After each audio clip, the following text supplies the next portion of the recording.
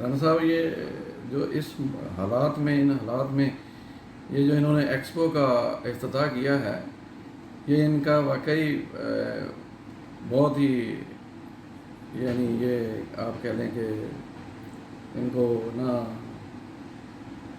یہ خراج تحسین ہم پیش کرتے ہیں کہ اس کرونا کی وجہ سے ان کا جو 2020 کا تھا وہ افتتاح وہ رک گیا تھا 2020 میں.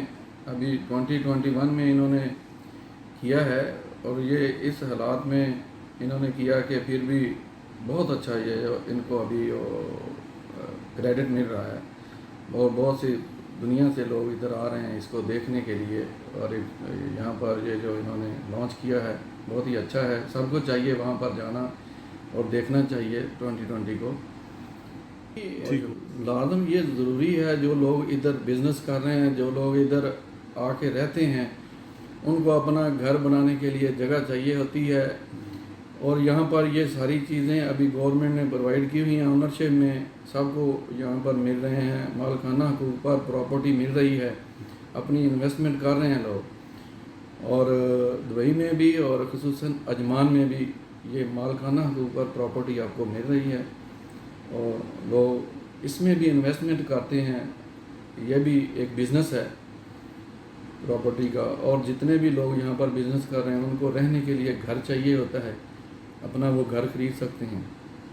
آپ کے بعد آپ کے بچے اس کے وارث ہوتے ہیں. جیسے آپ پاکستان میں یا انڈیا میں پراپرٹی کے وارث ہیں ایسے ہی یہاں بھی پراپرٹی کے مالک ہوتے ہیں. ٹھیک ہو گیا. یہ تو بہت ہی افسوسناک خبر تھی پورے پاکستان کے لیے اور خصوصاً عالم اسلام کے لیے. وہ بڑا ایک سرمایہ تھے اور ہم سب کو دلی طور پر افسوس ہے کہ وہ ہم سے جدا ہو گئے اور اپنے خالق حقیقی سے جا ملے. اللہ تعالیٰ ان کی مغفرت فرمائے ان کے ورثہ کو صبر جمیل عطا فرمائے.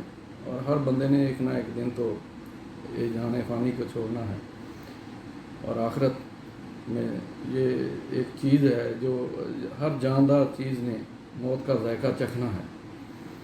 اور بس ان کا ٹائم آ گیا اور اللہ تعالیٰ ان کی مغفرت فرمائے. افسوس ہے, بہت افسوس ہے, دلی طور پر افسوس ہے.